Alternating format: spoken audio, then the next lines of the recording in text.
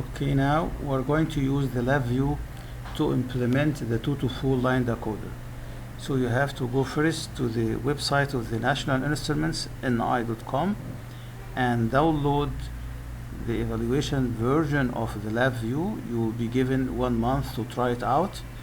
So I did this. So I go to the start icon, then find out my LabVIEW NI. Okay, here is my LabVIEW. Double click on it. Now you will be prompted with the welcoming window from LabVIEW. Okay, we're waiting for the welcoming window of the LabVIEW.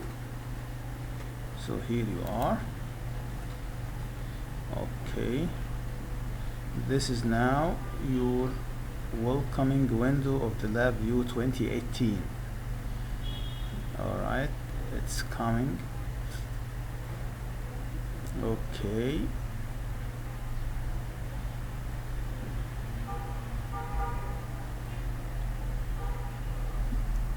good. This is your window. Okay, this is the welcoming window. This is your welcoming window. It asks you if you need to upgrade your LabVIEW or you need to learn more information about LabVIEW. We need just to use it to implement the line decoder shown. Okay. Now you're asked to either create a project or open an existing one. So we're going to start from scratch. So we are going to create a project. So we'll press create a project.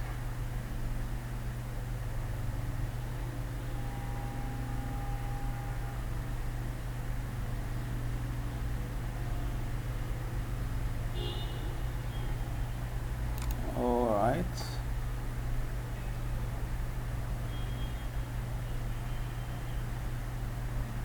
Creating a project. There are some templates for projects and examples of sample projects you can use, you can learn from. I'm waiting now for this to come out. This is the blank project. Do you need a blank project or a blank VI? VI, we said it previously, it stands for virtual instrument. Any file you create with LabVIEW is given the extension VI, indicating this is a virtual instrument you can use in building your project. So now double click on your blank project. This gives you this window.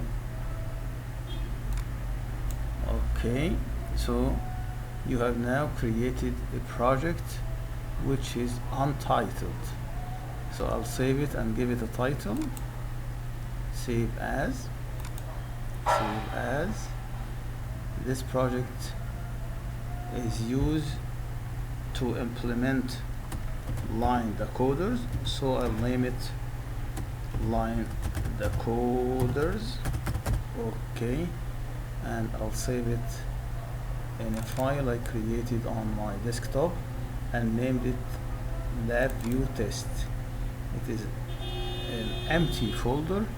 Now I'm placing my project, which is named line decoder, inside this empty folder. Alright, now we go to this window and create a new VI.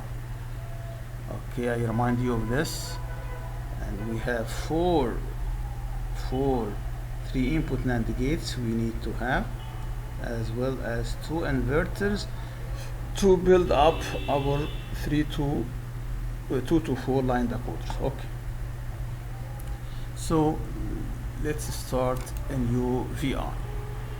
Okay, in building a VI,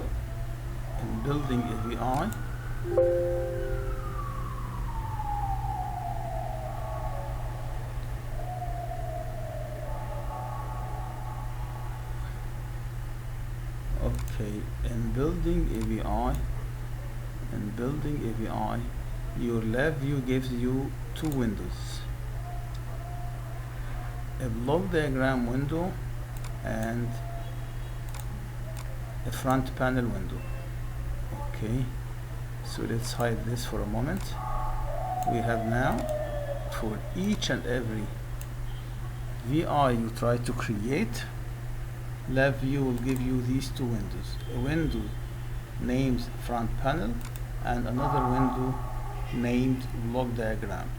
Okay, like any instruments or apparatuses you use, like your mobile, what you do with your mobile, you have your touch screen or keyboard, you press any keys you want, you're giving orders. These orders are used and executed by the circuitry of your program, of your mobile, then it comes back with a result. So you have a user interface, which is your touch screen or keyboard. Then behind this, unseen to you, is a circuitry that takes your command, executed, and brings back the result to you. This user interface is represented by this, which is the front panel, and the circuitry behind your front panel is this window, which is the block diagram. Now we need to have 4 3-input NAND gates. Okay, if you start with the block diagram, you right click, you have here icons. Each icon represents some type of functions. For example, structures, you have for loop, while loop, and many other things. Boolean functions, you have your AND gate, OR gate, exclusive OR, and this is what you are going to use mostly. So we hover over these Boolean functions and we select the AND gate and bring it to our block diagram. Here, if you look closely, this is a 2-input AND gate, and this is the default AND gate. We don't have in our functions a 3-input AND gate. We have only 2-input AND gate, but we know from our basic logic circuits courses that we can build a 3-input AND gate out of 2-input NAND gates. So this is the first one. Okay, we copy it and paste it. We have now two input NAND gates we can use to build a 3-input NAND gate. Okay, good.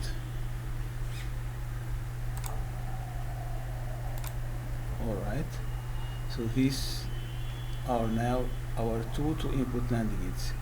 We go now to our front panel. In this front panel, used for the user interface, we have to place inputs and take outputs.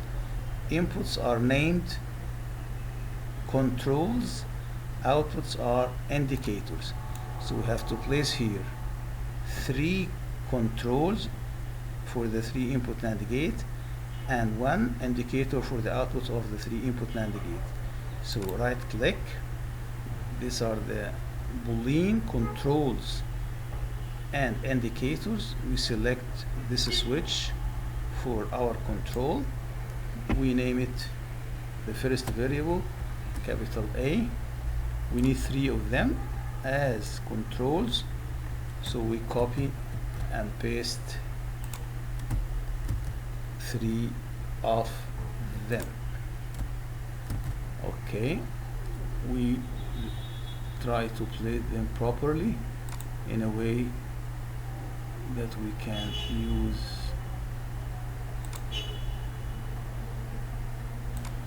we bring this up a little bit, bring this down. Okay, and we bring this in the middle. We name this control inputs, our second variable B, we name this our control input, third control input C. Okay, now we try to make the distance even between the three of them. Okay,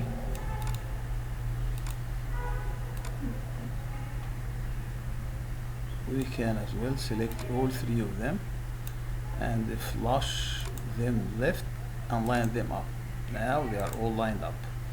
Okay, so these are the three inputs for the three input NAND gate, three controls for the three input NAND gate. Now we need to add an indicator, which is a LED, which is turned on for a 1 and off for a 0. We name this LED output underscore 3. So this is the output for the three input AND gate. We may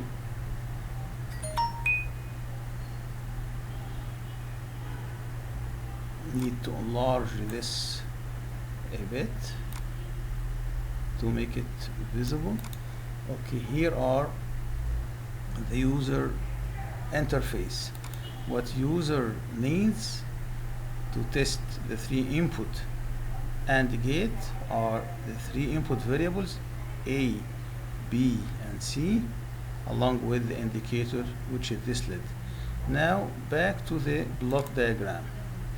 Each control and indicator placed in the front panel will have its connections in the block diagram. So we select these three of them.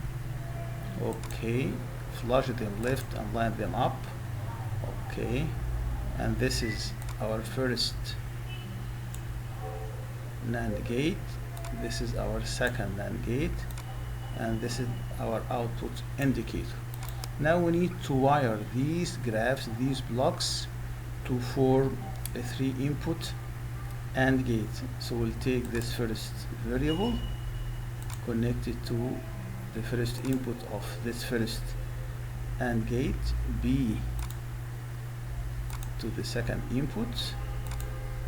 Then this output of the first AND gate is connected to one of these two inputs of the second AND gate, and the variable C is now connected to the second input, and the output is connected to the LED.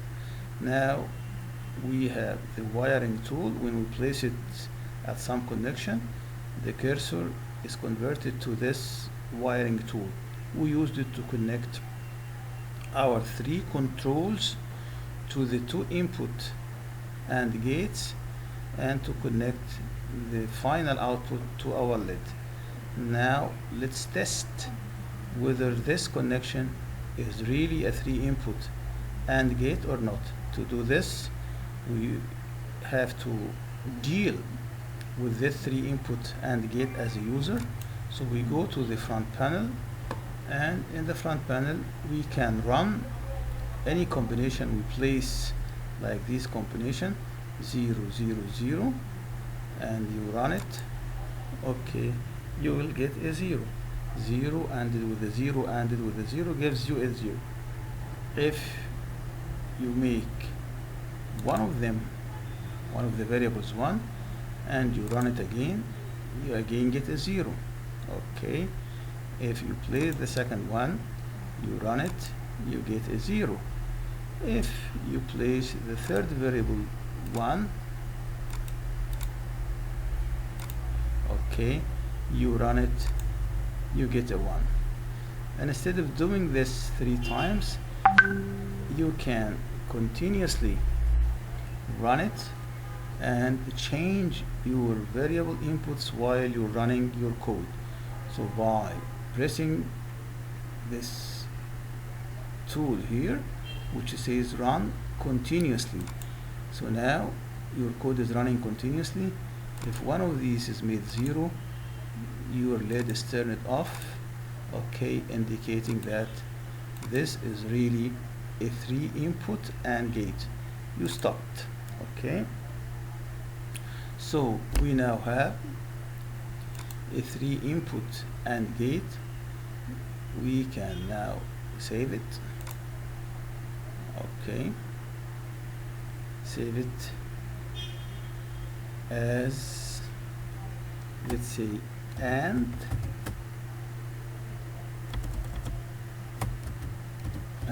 underscore 3 for a 3 input AND gate. Where do we save it? We need to save it in our project. Where is our project is placed? LabVIEW test. Here is our project. Okay, so we save it here. Okay, good. This is now our, if you go to your project, you would find that your line decoder project now has a new VI, which is called AND underscore 3 VI. Okay, we need to do one more thing here, which is what? Okay, this 3 input AND gate, we need 4 of them. 1, 2, 3, 4. So now it is a standalone VI, a 3 input AND gate, but we need 4 instances of them. We need to use it as a sub VI to implement our decoder. In order to use a VI as a sub VI later on, we need to do 2 things. First, we need to create terminals to represent this 3 input AND gate, so we can connect it to other sub VIs by just placing this tooling wire here and try to get some useful pattern of terminals. Here, this might be the one we're looking for,